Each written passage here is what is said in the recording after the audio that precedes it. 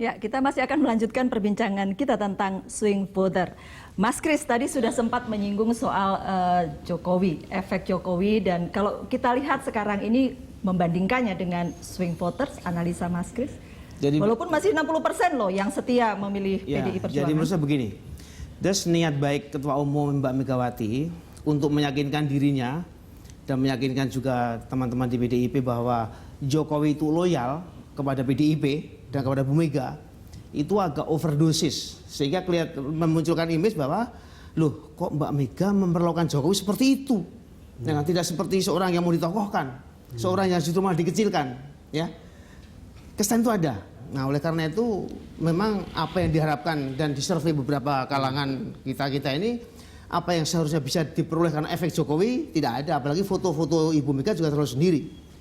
Oleh karena itu tebusannya menurut saya masih bisa diselamatkan untuk pilpres yang akan datang kalau Mbak Mega mengatakan seperti ini, saya Megawati Soekarno Putri akan mempersembahkan Jokowi sebagai calon presiden PDIP, dan oleh karena itu PDIP tidak tunduk kepada parpol tapi tunduk kepada rakyat, karena Jokowi kita serahkan dan kita persembahkan untuk kepentingan rakyat. Yang ingin dikatakan sama Mas Kris ini treatment tentang yang sekarang Jokowi ini tidak optimal. Tidak optimal, betul. Itu bukan kita ada kepentingan apa enggak. Tapi kalau begitu saya akan memberikan kesempatan kepada Mas Arif. Mas Kris, boleh saya memberikan kesempatan kepada Mas Arif dari PDI Perjuangan? Justru boleh sekali, karena ini harus dijawab. Tokoh muda PDIP yang bisa kita harapkan. Terima kasih Mas Kris. Jadi sebenarnya ketika pada tanggal 14 Maret itu Bu Ketua Umum ya Bu Mega menyampaikan tentang mandat yang diberikan oleh partai kepada Pak Jokowi, sebenarnya itu sudah dalam satu kerangka tujuan mempersembahkan Pak Jokowi kepada rakyat Indonesia dalam kerangka untuk mencapai Indonesia Raya gitu. Jadi kalau menurut pandangan kami sih sebenarnya apa yang didapatkan berdasarkan hasil quick count tadi itu sudah merupakan sebuah resultante ya, hasil kerja dari semua pihak yang... Mas Arif, kalau boleh sedikit nih, saya tadi kalau saya boleh, mungkin saya salah tapi coba deh. Mas Kris meminta, berharap supaya lebih bersungguh-sungguh lagi mengingat hasilnya seperti sekarang pesan ini untuk pemilihan presiden. Pesan itu lebih jelas. Kita persembahkan untuk rakyat, dan oleh karena itu Jokowi hanya tunduk pada rakyat, tidak perlu tunduk pada partai politik. Kalau tuntutan partai politik itu berbeda. Mas Kris jadi mesti all out gitu kan ya, kalau untuk harus all out dong. Mas Kris, itu loh. Musuhnya kurang all out apa musuhnya itu? Mas Kris, sebelum ini saya coba dari luar partai PDI Perjuangan dulu. Kita juga harus ingat ya bahwa sekarang ini masyarakat sudah pintar ya.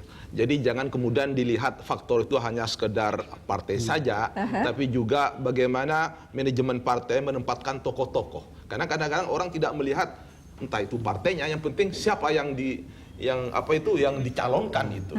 Jadi kadang-kadang mereka harus melihat itu jadi kualitas wakil, itu yang pertama juga. Dan yang kedua, bagaimana publik yang swing voter itu dia mulai yakin bahwa betul-betul partai itu memberikan kesempatan yang luas, tidak hanya kelompoknya saja, seperti PKB misalnya itu ya, yang selama ini dikenal lokal Jawa, ini kita sudah mulai meyakinkan publik itu betul-betul terbuka. Jadi memang PKB ini dari NU untuk bangsa. Jadi siapapun, dengan masuknya Rusdi, dengan Rumai Rama, dengan Yusuf Kalla, artinya memang orientasinya sudah lebih luas, tidak primordial lagi. Nah ini yang paling penting. Betul, itu makanya tetap bisa mempertahankan pemilihnya ya, Mas Abdul Wahid ya. Bang Don.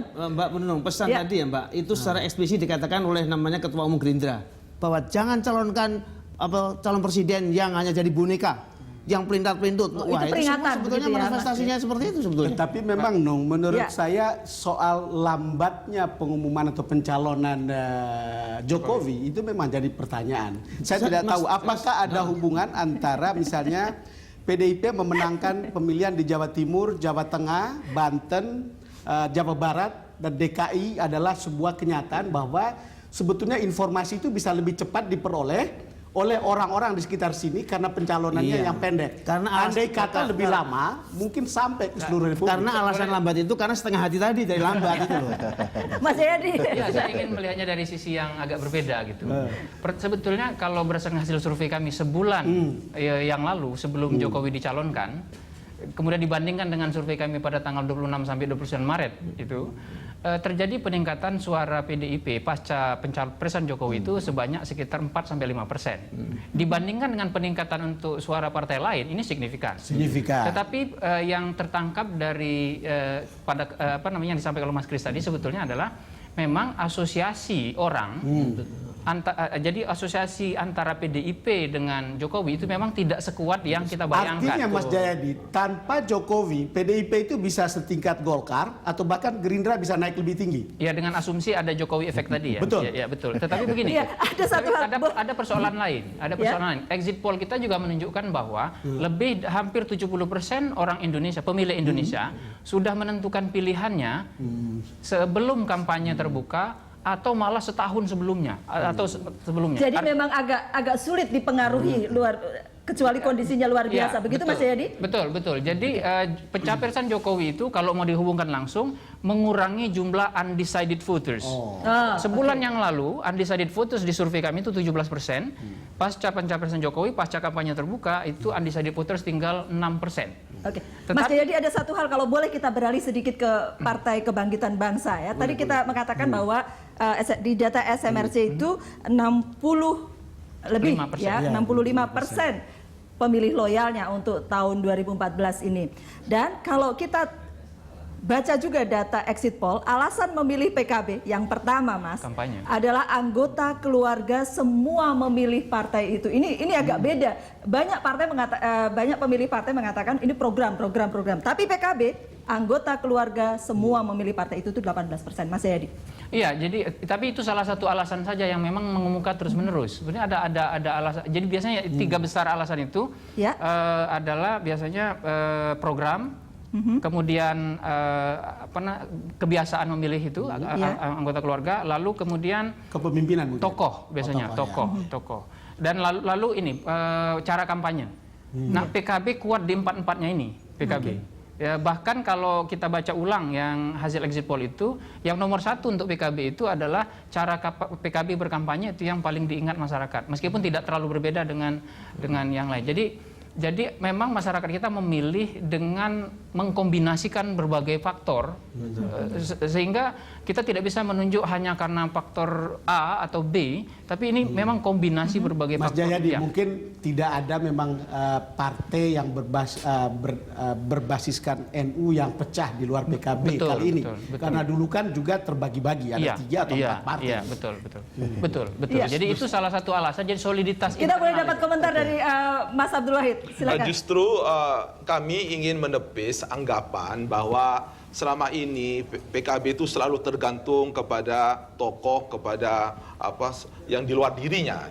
Ya, justru ini kita sudah mengalami reformasi diri, ya, self reform, bahwa memang PKB ini sudah mulai berorientasi ke nasional, bukan hanya Jawa, dan juga melakukan diversifikasi, ya strategi, ya, sehingga orang kemudian yakin bahwa betul-betul PKB lebih rasional, bukan emosional, dan juga lebih mengakomodir, mengakomodir betul-betul Indonesia. Makanya kita membuat slogan Indonesia lahir batin itu betul-betul jangan kemudian Jawa sentris atau NU sentris, tidak. Baik. Ini yang kita coba. Jadi betul-betul. Dan itu berhasil ya sekarang ya. Yang pasti PKB sekarang lagi happy karena di posisi yang cukup bagus, dan apalagi PDI dan Perjuangan. image ketergantungan kepada tokoh seperti Gus Dur, kepada NU ini secara gradual ini sudah mulai dieliminir, dan tapi begini, saya mau merespon sedikit apa yang disampaikan oleh Prof. Kristiadi tadi ya. Jadi Gus Dur yang paling hebat.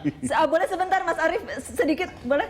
Yang pertama kan harus kita lihat bahwa ini kan kita prosesnya masih pemilu legislatif ya. Kita belum sampai kepada pemilu presiden. Jadi saya rasa memang kerja-kerja kita ke depan, termasuk PDI Perjuangan ya, yang telah mendedikasikan Pak Jokowi untuk bangsa, ini kita akan leverage lagi. Gini lah ya, adalah tahapannya, tunggu aja tanggal mainnya, pasti kita kerja lagi pasti gitu ya. Semua apa yang disampaikan oleh Pak Kris tadi akan kita Oke, terima kasih Bapak-Bapak. Kita akan kembali sesaat lagi untuk Anda.